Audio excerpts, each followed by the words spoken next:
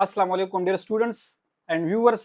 आज के लेक्चर में हम मल्टीप्लिकेशन ऑफ वेक्टर्स में वेक्टर प्रोडक्ट को डिटेल के साथ डिस्कस करने जा रहे हैं और वेक्टर प्रोडक्ट के साथ एमसीक्यूज के लिहाज से जितने भी कंसेप्ट है जिससे हम एमसीक्यूज को आसानी के साथ सॉल्व कर सकेंगे तो उसको डिटेल के साथ समझने की कोशिश करेंगे। सबसे पहले हम वेक्टर प्रोडक्ट को समझते हैं कि वेक्टर प्रोडक्ट हमारे पास क्या होता है।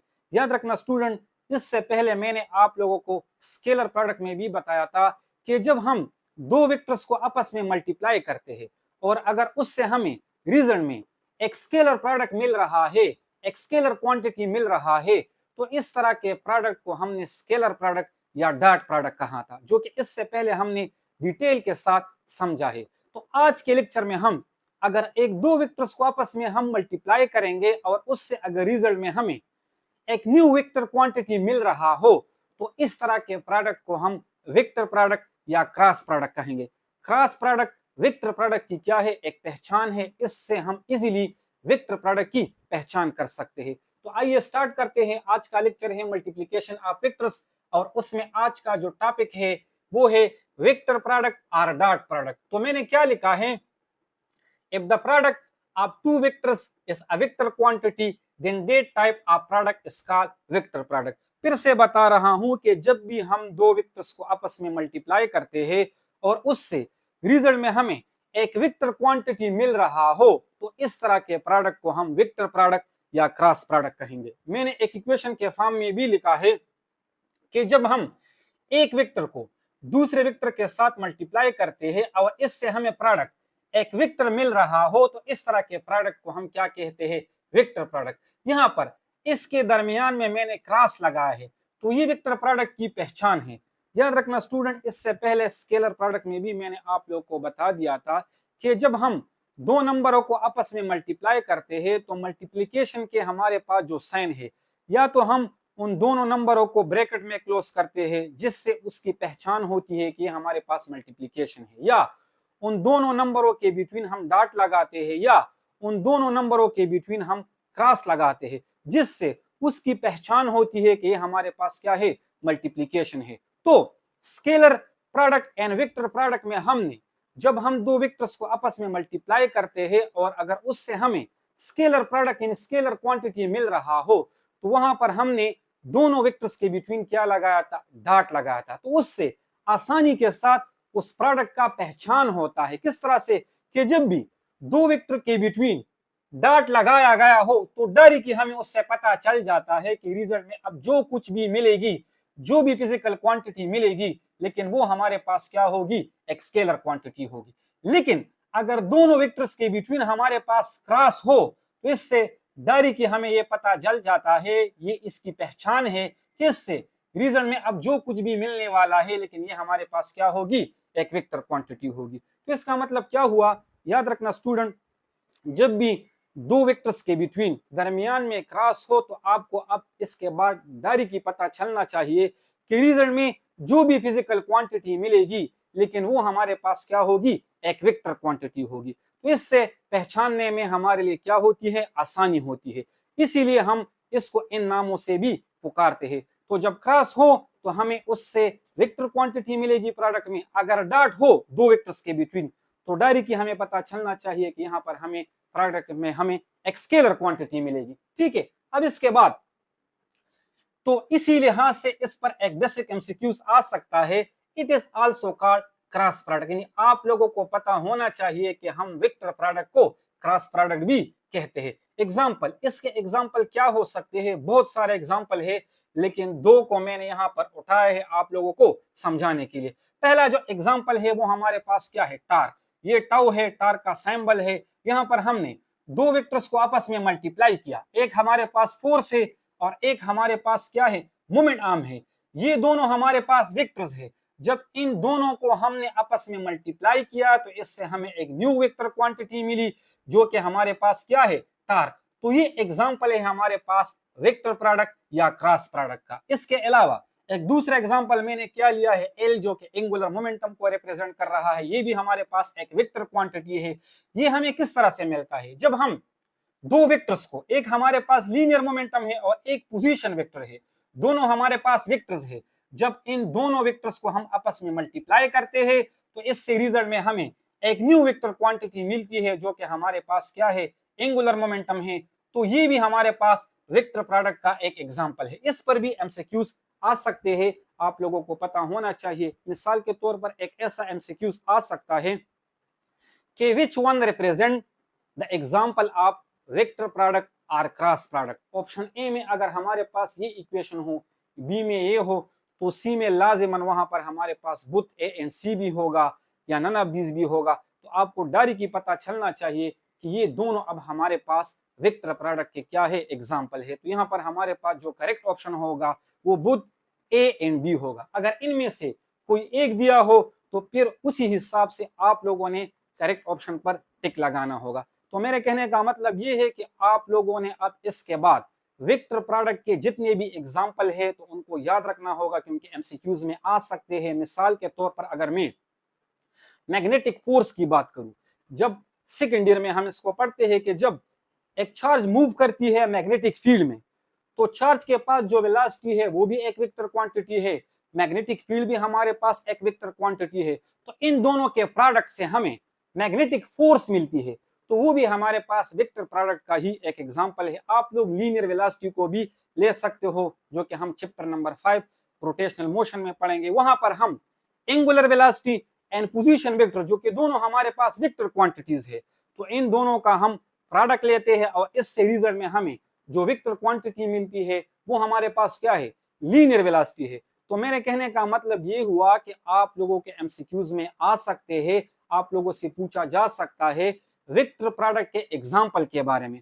तो जितने भी आप लोग के सिलेबस में जो एनएमडीकेट के सिलेबस के मुताबिक टॉपिक है, तो इसके साथ रिलेटेड जितने भी एग्जांपल है उनको आप लोग याद रखें, ताकि आसानी के साथ उससे जो भी एमसीक्यूज आ जाए उसको आप लोग सॉल्व कर सके। अब इसके बाद एक्सप्लेनेशन।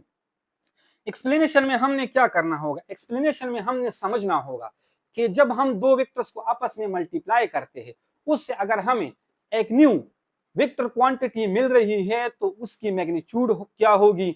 जाहिर बात है, अगर वो एक वेक्टर क्वांटिटी है तो उसकी डायरेक्शन क्या हो सकती है, किस तरह से हम उसके मैग्नीट्यूड को निकाल सकते हैं, मैग्नीट्यूड के साथ साथ हम उसकी डायरेक्शन को किस तरह से निकाल सकते हैं। तो इसके लिए हम अब इसको थोड़ा एक्सप्लेन करते हैं, एक इक्वेशन हम डेराइव करते हैं। जस्ट उसी इक्वेशन को आप लोगों ने यूज करना होगा और उसी इक्वेशन की मदद से आप लोगों ने एमसीक्यूज को सॉल्व करना होगा। लेकिन थोड़ा कुछ हम समझते हैं, क्योंकि इसके अंदर से भी एमसीक्यूज बन सकते हैं, तो फिर आप लोगों को पता होना चाहिए। तो लेट्स सपोज एक्सप्लेनेशन में मैंने क्या लिखा है कि if we have two vectors A and B, जाहिर बात है जब भी हम मल्टीप्लिकेशन करते हैं तो दो वेक्टर्स का होना जरूरी है। तो मिसाल के तौर पर एक मेरे पास ए वेक्टर है और दूसरा मेरे पास बी वेक्टर्स है। अब इन दोनों को हमने मल्टीप्लाई करना है और इससे हमें लेट्स सपोज अगर एक न्यू वेक्टर क्वांटिटी मिल रही है, एक वेक्टर प्रोडक्ट मिल रहा है, तो उसका इक्वेशन क्या हो सकता है। तो ये मेरे पास ए वेक्टर है, जो कि जनरली एक एग्जांपल मैंने कंसीडर किया है।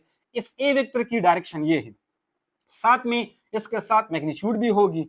ये बी वेक्टर है, इस बी वेक्टर की डायरेक्शन ये है। जाहिर बात है इस बी वेक्टर की भी हमारे पास क्या होगी, मैग्नीट्यूड होगी। अब ए के साथ मैंने बी को मल्टीप्लाई करना है, ए क्रॉस बी, क्रॉस मीन के इससे जो रीजन में मिलेगा अब वो हमारे पास एक वेक्टर क्वांटिटी ही होगी। तो अगर आप लोगों ने ए के साथ बी को मल्टीप्लाई करना हो तो उससे हमें जो वेक्टर प्रोडक्ट मिलेगा उसकी मैग्नीट्यूड किसके बराबर होगी। याद रखना स्टूडेंट, आप लोगों ने जो पहला वेक्टर लिया है उस वेक्टर का कंप्लीट मैग्नीट्यूड लेना होगा। जैसा कि ए है तो मैग्नीट्यूड ऑफ ए, इस ए वेक्टर की जो भी मैग्नीट्यूड होगी वो आपने लेनी होगी। इसके साथ साथ component of B vector which is perpendicular to A vector, इसके अलावा इस बी वेक्टर का आप लोगों ने इस बी वेक्टर का वो कंपोनेंट लेना होगा जो कि इस ए वेक्टर के परपेंडिकुलर हो। तो वो वाला कंपोनेंट लेना होगा जिससे आप लोगों को उस न्यू वेक्टर क्वांटिटी की, उस वेक्टर प्रोडक्ट की मैग्नीट्यूड मिलेगी। साथ में यहाँ पर ये जो एनकेप है, जाहिर बात ये अब स्केलर प्रोडक्ट नहीं है, हमारे पास क्या है, एक वेक्टर प्रोडक्ट है।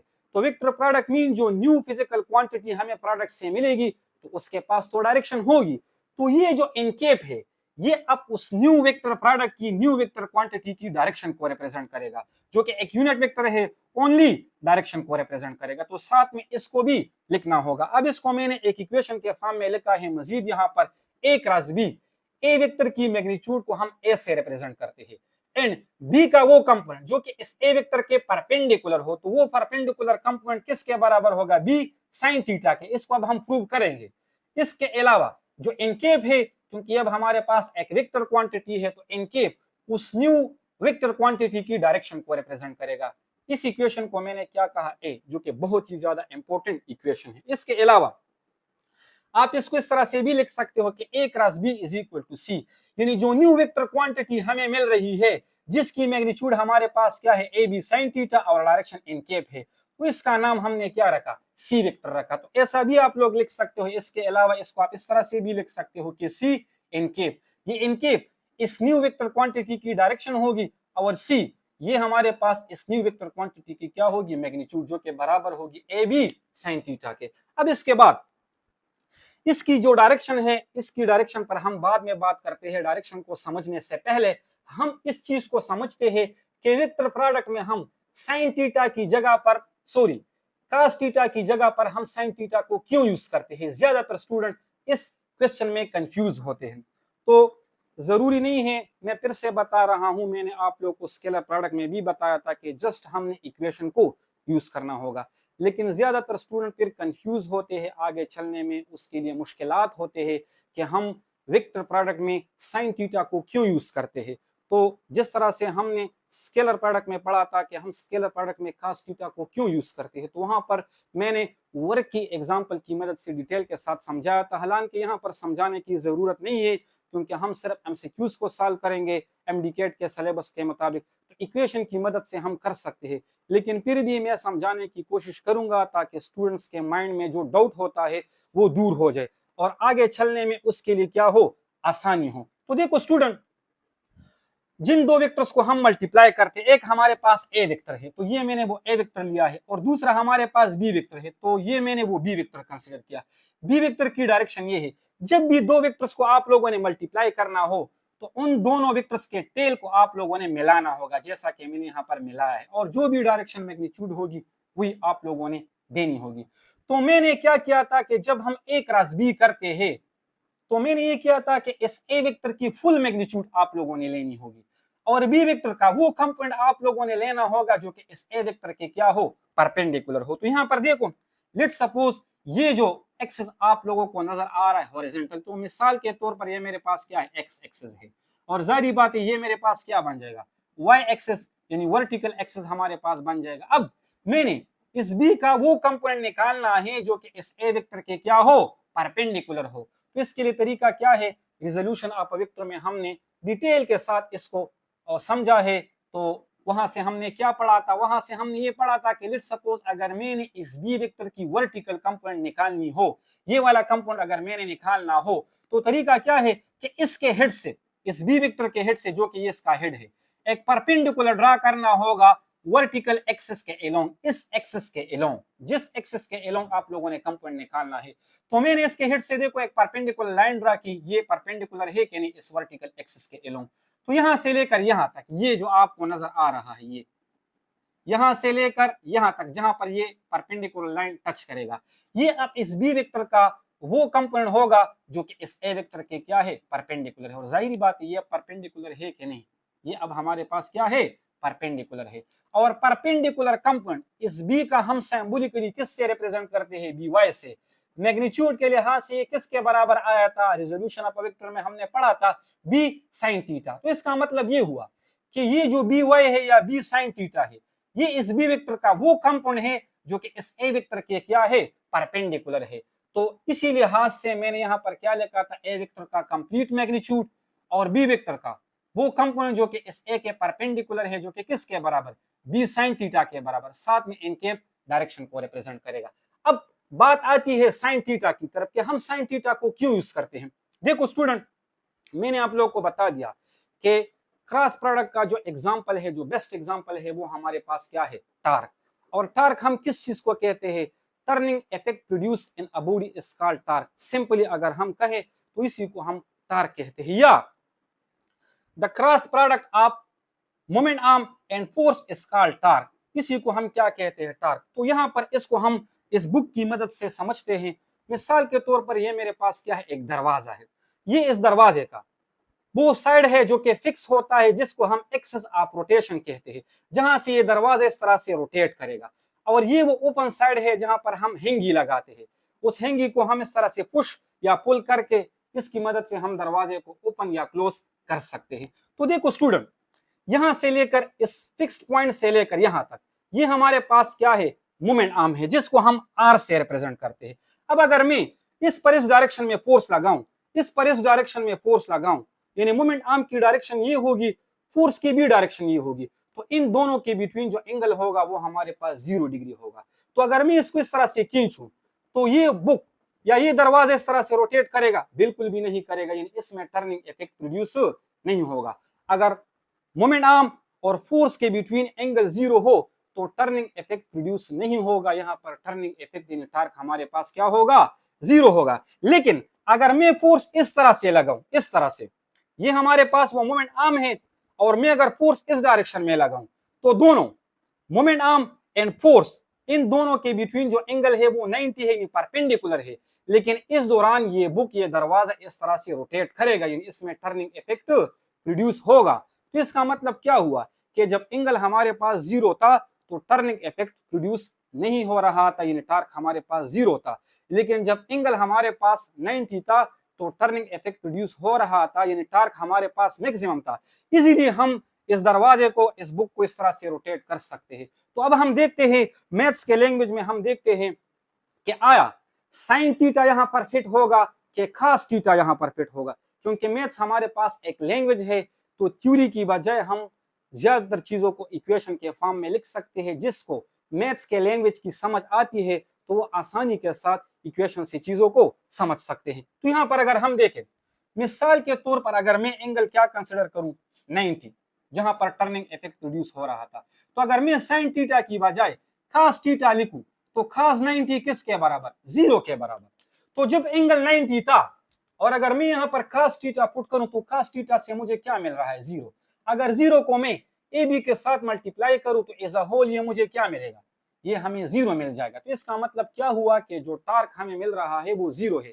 लेकिन रियलिटी में जब एंगल 90 था तो टार्क 0 के बराबर नहीं था, वहां पर टार्क प्रोड्यूस हो रहा था, टर्निंग इफेक्ट प्रोड्यूस हो रही थी। तो इसका मतलब क्या हुआ कि खास 90 अगर हमें 0 दे रहा है तो रियलिटी में एंगल अगर 90 हो तो एज अ होल प्रोडक्ट 0 के बराबर नहीं आना चाहिए, क्योंकि टर्निंग इफेक्ट प्रोड्यूस हो रहा है।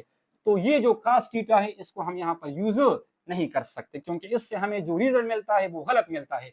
लेकिन अगर हम साइन 90 ले तो साइन 90 किसके बराबर, 1 के बराबर। और अगर हम 1 को ए बी के साथ मल्टीप्लाई करें तो ये नॉट इक्वल टू 0 होगा। इसका मतलब ये हुआ कि इससे हमें जो रिजल्ट मिलेगा फिर वो 0 के बराबर नहीं होगा। और रियलिटी में भी जब एंगल 90 था तो हमारे पास जो रिजल्ट था वो 0 के बराबर नहीं था, टार्क नॉट इक्वल टू 0 था। और साइन 90 भी हमें जो रिजल्ट देता है वो भी नॉट इक्वल टू 0 है, यानी साइन 90 हमें मैक्सिमम रिजल्ट दे रहा है।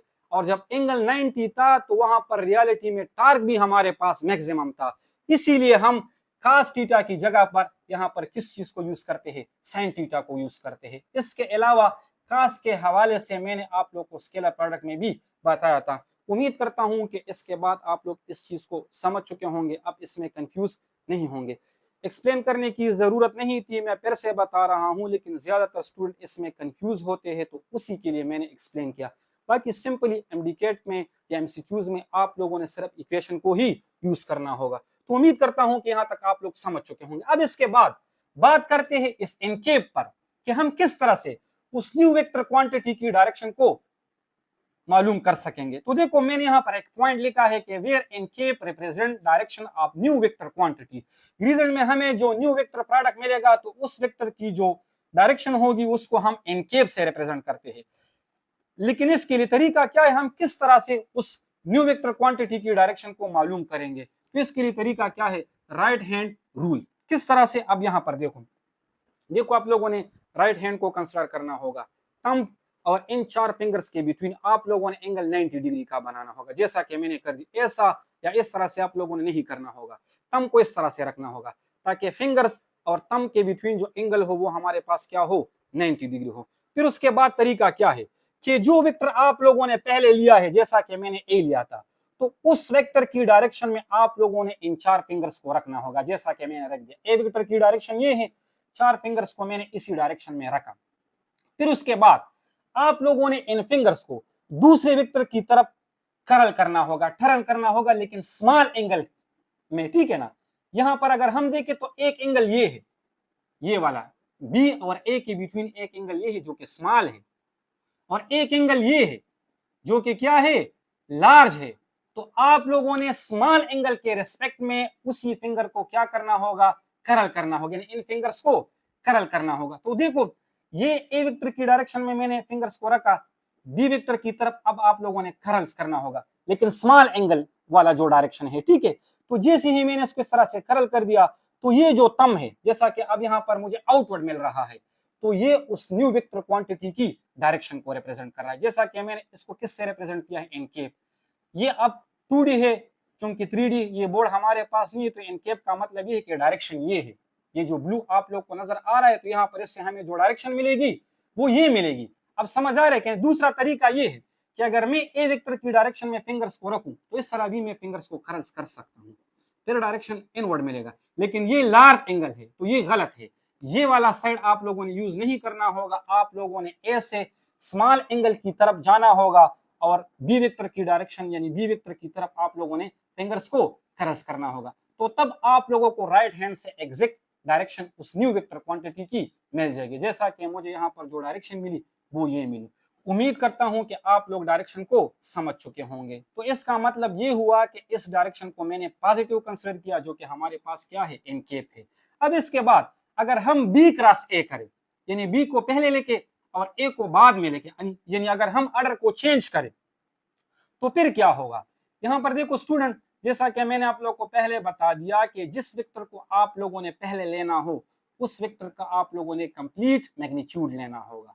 और जो दूसरा वेक्टर है, जैसा कि यहाँ पर ए है, तो इस वेक्टर का फिर आप लोगों ने वो कंपोनेंट लेना होगा जो कि इस बी वेक्टर के क्या हो, परपेंडिकुलर हो। तो यहाँ पर ए वेक्टर का वो कंपोनेंट जो कि बी के परपेंडिकुलर हो, तो वो किसके बराबर होगा, ए साइन थीटा, साथ में माइनस एनकेप जो कि डायरेक्शन को रिप्रेजेंट करेगा। माइनस क्यों, इस पर हम बाद में बात करते हैं, लेकिन सबसे पहले इसको समझते हैं। देखो स्टूडेंट, ये ए है, ये बी है, यहां पर मैंने बी क्रॉस ए कर दिया है, तो बी का मैंने फुल मैग्नीट्यूड लेना होगा। अब इस ए का मैंने वो कंपोनेंट लेना होगा जो कि इस बी के क्या हो, परपेंडिकुलर हो। तो मिसाल के तौर पर ये मेरे पास क्या है, एक्स एक्सिस है, एक कंपोनेंट मैंने यानी एक एक्सिस मैंने ये कंसीडर किया, दूसरा इसके परपेंडिकुलर ये आ जाएगा, ये वाला, ठीक है, ये एक्स एक्सिस, ये वाई एक्सिस यानी वर्टिकल कंपोनेंट बन जाएगा। अब इस ए का अगर मैंने वर्टिकल कंपोनेंट निकालना हो जो कि एस बी के क्या हो, परपेंडिकुलर हो, तो रिजोल्यूशन ऑफ वेक्टर में हमने क्या पढ़ा था कि उस वेक्टर के हेड से आप लोगों ने उस एक्सिस के अलोंग एक परपेंडिकुलर लाइन ड्रा करना होगा, जिस एक्सिस के अलोंग आप लोगों ने डायरेक्शन को मालूम करना है। तो मैंने यहां से एक परपेंडिकुलर ड्रा किया, ये देखो आप लोग को नजर आ रहा है, ये ठीक है, ये आपको नजर आ रहा है, बिल्कुल परपेंडिकुलर है इस एक्सिस के अलोंग। तो यहां से लेकर यहां तक, ये यहां से लेकर यहां तक, ये इस ए वेक्टर का वो कंपोनेंट है जो कि इस बी के क्या है, परपेंडिकुलर है। देखो दोनों अब एक दूसरे के परपेंडिकुलर है कि नहीं। और ये किसके बराबर होगा, ए का ये वाला कंपोनेंट बराबर होगा, सिंबॉलिकली हम ए वाई से रिप्रेजेंट करते हैं, और ये बराबर होगा ए साइन थीटा के। मैग्नीट्यूड के लिहाज से ये बराबर होगा ए साइन थीटा के। तो यहाँ पर इसलिए मैंने ए साइन थीटा लिखा। अब इसके बाद अगर हम यहाँ पर डायरेक्शन को मालूम करें, क्योंकि हमने ऑर्डर को चेंज कर दिया है, वही राइट हैंड रूल को आप लोगों ने यूज करना होगा। पहले वेक्टर के अलोंग आप लोगों ने 4 फिंगर्स को रखना होगा, और दूसरे वेक्टर की तरफ आप लोगों ने फिंगर्स को कर्ल करना होगा, टर्न करना होगा, लेकिन स्मॉल एंगल जो है उसी साइड पर। तो ये हमारे पास यहाँ पर वो स्मॉल एंगल है, ये वाला, ठीक है। तो देखो बी वेक्टर्स के अलोंग मैंने क्या कर दिया है, फिंगर्स को रखा, और स्मॉल एंगल की तरफ मैंने ए वेक्टर की तरफ इन फिंगर्स को क्या कर दिया, खरल्स कर दिया, टर्न कर दिया। तो मुझे अब डायरेक्शन क्या मिल रहा है, इनवर्ड। तो इनवर्ड ये किस चीज को रिप्रेजेंट करता है, ये लाइन, इसका मतलब ये है कि इनवर्ड, ठीक है ना। तो इसका मतलब ये हुआ कि यहाँ पर मुझे आउटवर्ड मिल रहा था, उसको मैंने पॉजिटिव लिया था। अब अगर इनवर्ड मिल रहा है तो इसको मैं क्या कंसिडर करूंगा, माइनस कंसिडर करूंगा।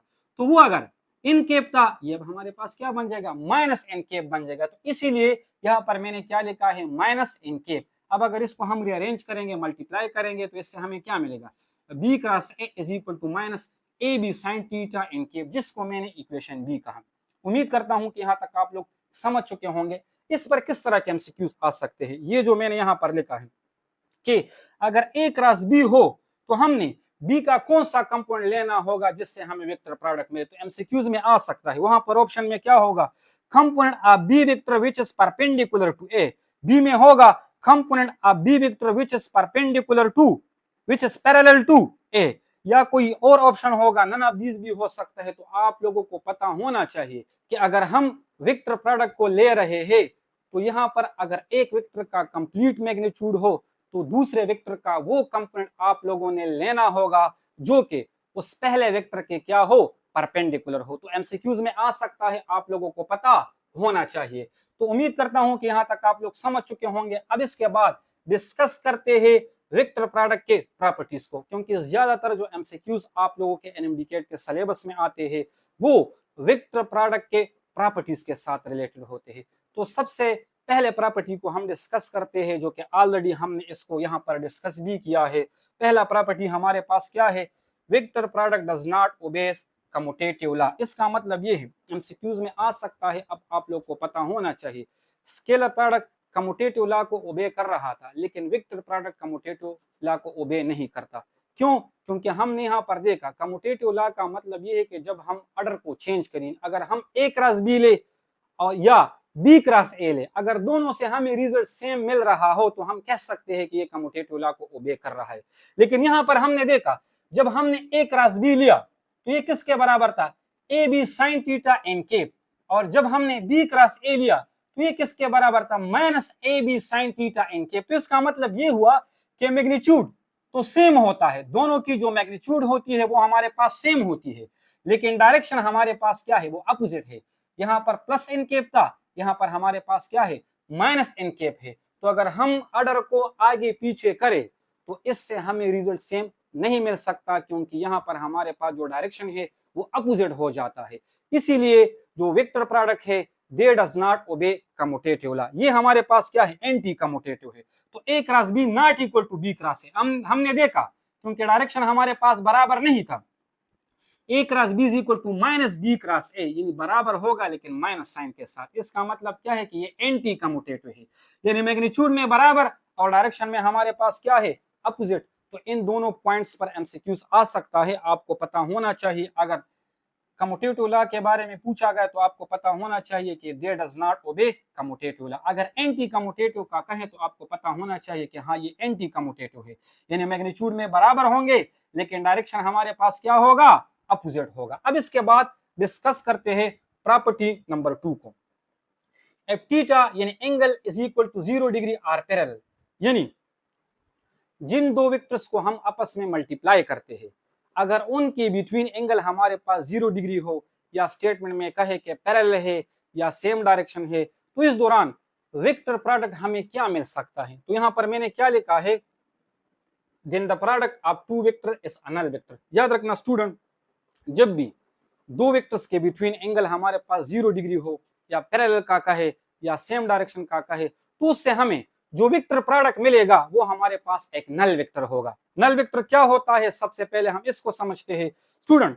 नल वेक्टर हम उस वेक्टर को कहते हैं जिसकी मैग्नीट्यूड 0 के बराबर हो और डायरेक्शन हमारे पास क्या हो, आर्बिट्रेरी हो, यानी उसकी एनी डायरेक्शन हो सकती है। एक ऐसा वेक्टर जिसका एनी डायरेक्शन हो सकता है लेकिन मैग्नीट्यूड हमारे पास क्या हो, 0 हो, तो ऐसे वेक्टर को हम क्या कहते हैं, नल वेक्टर। और इससे पहले भी मैंने बता दिया था वेक्टर प्रोडक्ट का मतलब क्या है, कि जब दो वेक्टर्स को हम आपस में मल्टीप्लाई करते हैं तो रिजल्ट में हमें वेक्टर ही मिलेगा। तो अगर हमने दो वेक्टर्स को मल्टीप्लाई किया और उससे उसकी मैग्नीट्यूड 0 के बराबर आ गई, लेकिन वो क्वांटिटी हमारे पास क्या होगी, वो तो एक वेक्टर होगी। तो इसीलिए हम इस तरह के क्वांटिटी को फिर क्या कहते हैं, नल वेक्टर, जिसकी मैग्नीट्यूड 0 एंड डायरेक्शन आर्बिट्ररी। तो देखो student, A cross B is equal to A B sine theta हमने इक्वेशन में पढ़ा, लेकिन यहाँ पर एंगल क्या हो, 0 हो। साइन 0 किसके बराबर है, ये 0 के बराबर है, इनकेप डायरेक्शन को रिप्रेजेंट करेगा। अगर 0 को हम ए बी के साथ मल्टीप्लाई करें तो इससे हमें जो मैग्नीट्यूड मिलेगी वो 0 मिलेगी। इनकेप किस चीज को रिप्रेजेंट करेगा, डायरेक्शन को रिप्रेजेंट करेगा। तो इसको हम नल वेक्टर कहते हैं, जिसकी मैग्नीट्यूड 0 एंड डायरेक्शन क्या हो, आर्बिट्ररी हो, एनी डायरेक्शन हो सकता है। ठीक है, इसको हम सिंबॉलिकली 0 और इसके ऊपर एरो का निशान लगा के नल वेक्टर को हम इससे भी रिप्रेजेंट करते हैं। ठीक है, इसके अलावा नल वेक्टर के बारे में यहाँ पर मैंने 2 पॉइंट्स लिखे भी है कि एक ऐसा वेक्टर जिसकी मैग्नीट्यूड 0 हो और डायरेक्शन क्या हो, आर्बिट्ररी मीन एनी डायरेक्शन। ठीक है, जो तीसरा प्रॉपर्टी है वो क्या है, if theta is equal to 180 degree or anti parallel, यानी अगर स्टेटमेंट में आप लोगों से पूछा जाए कि दो वेक्टर्स है उनके बिटवीन एंगल 180 डिग्री है या एंटी पैरेलल है या हमारे पास अपोजिट डायरेक्शन में है, तो इसका वेक्टर प्रोडक्ट क्या हो सकता है, किस तरह से इसकी मदद से हम आसानी के साथ एमसीक्यू सॉल्व कर सकते हैं। तो देखो, product of two vectors is null vector. याद रखना स्टूडेंट, यहाँ पर भी हमें जो वेक्टर प्रोडक्ट मिलेगा वो भी हमारे पास क्या होगा, एक नल वेक्टर होगा। किस तरह से, a cross b is equal to A B sine theta angle 180 degree है इन केप डायरेक्शन, साइन 180 भी हमारे पास किसके बराबर, 0 के बराबर। अगर 0 को हम ab के साथ मल्टीप्लाई करेंगे तो इससे हमें 0 मिलेगा। तो मीन इससे हमें अब एक ऐसा वेक्टर मिला है जिसकी मैग्नीट्यूड 0 है और डायरेक्शन आर्बिट्ररी है, तो मीन्स के इस तरह के वेक्टर को हम क्या कहते हैं, नल वेक्टर। तो टेक्निकल है, कंफ्यूज करने वाले एमसीक्यूज इस पर आ सकते हैं। डायरेक्ट आपको पता होना चाहिए कि जब भी दो वेक्टर्स के बिटवीन एंगल 0 डिग्री हो यानी पैरेलल हो या सेम डायरेक्शन हो, या एंगल 180 डिग्री हो यानी एंटी पैरेलल हो या अपोजिट डायरेक्शन हो, इससे हमें जो वेक्टर प्रोडक्ट मिलेगा तो डायरेक्ट आपको पता होना चाहिए कि वो अब हमारे पास एक नल वेक्टर होगा। और अगर मैग्नीट्यूड के बारे में पूछा जाए तो उसकी मैग्नीट्यूड हमारे पास क्या होगी, 0 होगी। अगर डायरेक्शन के बारे में पूछा जाए तो आपको पता होना चाहिए कि उसका जो डायरेक्शन होगा वो आर्बिट्ररी होगा। मिसाल के तौर पर उन्होंने कहा होगा कि जो मोमेंट आर्म है उसकी मैग्नीट्यूड मिसाल के तौर पर 2 मीटर है, फोर्स हमारे पास 5 न्यूटन है, इन दोनों के बिटवीन जो एंगल है वो 0 है या पैरेलल है या एंटी पैरेलल है या 180 डिग्री है, तो बताइए इसका वेक्टर प्रोडक्ट क्या है। तो डायरेक्ट आपको पता होना चाहिए, सॉल्व करने की जरूरत नहीं है कि इससे हमें जो प्रोडक्ट मिलेगा वो नल वेक्टर ही मिलेगा। अगर मैग्नीट्यूड के बारे में पूछा जाए तो 0, अगर डायरेक्शन के बारे में पूछा जाए तो आर्बिट्ररी। उम्मीद करता हूं कि यहां तक आप लोग समझ चुके होंगे। अब इसके बाद डिस्कस करते हैं property number 4, the cross product of a vector with its self is 0, यानी मैग्नीट्यूड 0 होगी। यहाँ पर ये जो इशारा है ये मैग्नीट्यूड की तरफ है। कहने का मतलब ये हुआ कि अगर हम एक वेक्टर ए को कंसीडर करें और उसको उसी खुद वाले ए वेक्टर के साथ मल्टीप्लाई करें तो इससे हमें वेक्टर प्रोडक्ट क्या मिल सकता है। इससे भी काफी सारे एमसीक्यूज आप लोग डायरेक्टली सॉल्व कर सकते हो। तो देखो स्टूडेंट, मिसाल के तौर पर ये मेरे पास क्या है, एक ए वेक्टर है। ठीक है, ये मेरे पास एक ए वेक्टर है और इसी ए वेक्टर के साथ इसी ए वेक्टर को मैंने मल्टीप्लाई करना हो तो जाहिर बात है वही वेक्टर है तो डायरेक्शन वही होगी, मैग्नीट्यूड वही होगा। इसका मतलब ये हुआ कि इन दोनों के बिटवीन जो एंगल है वो 0 डिग्री है क्योंकि डायरेक्शन सेम है। अगर डायरेक्शन सेम तो साइन 0 किसके बराबर, वो 0 के बराबर। तो एज अ होल हमें जो रीजन मिलेगा वो क्या मिलेगा, एक नल वेक्टर मिलेगा।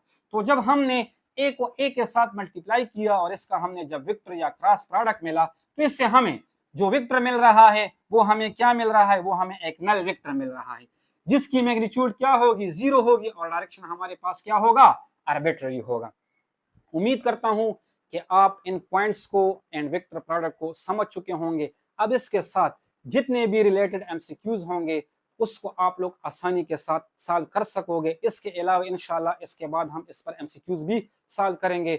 मजीद कुछ प्रॉपर्टीज रह चुके हैं जो कि बहुत ज्यादा इंपॉर्टेंट हैं, उस पर एमसीक्यूज काफी सारे आ सकते हैं। तो इसके बाद वाले लेक्चर में हम उनको डिस्कस करेंगे, साथ में एमसीक्यूज को डिस्कस करेंगे। तो इसी के साथ आप लोगों का ये जो चैप्टर है एनएमडीके के सिलेबस के मुताबिक तो ये कंप्लीट हो जाएगा। और मैं उम्मीद करता हूं कि आज तक हमने जितना पढ़ा है इसके साथ जितने भी रिलेटेड एमसीक्यूज होंगे उसको अब आप लोग आसानी के साथ सॉल्व कर सकोगे। इंशाल्लाह मिलते हैं नेक्स्ट वीडियो में।